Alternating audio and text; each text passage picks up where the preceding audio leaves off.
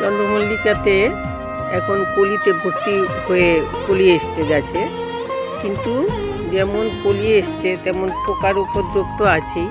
সেই জন্য এখন দরকার আমাদের এগুলোতে ভালো করে স্প্রে করে একটুখানি নিম হলুদের ওষুধটা জলের সাথে মিশিয়ে স্প্রে করে দিই, যাতে গাছ ভালো থাকে, পোকা উপদ্রব কমে যায়। যেসব জায়গাগুলোতে পোকা বেশি দেখা যাচ্ছে সেই জায়গাগুলোতে আমি এরকম করে দিয়ে দিচ্ছি, যাতে পোকাগুলো ওপরে পরে আর পোকা মরে যায়।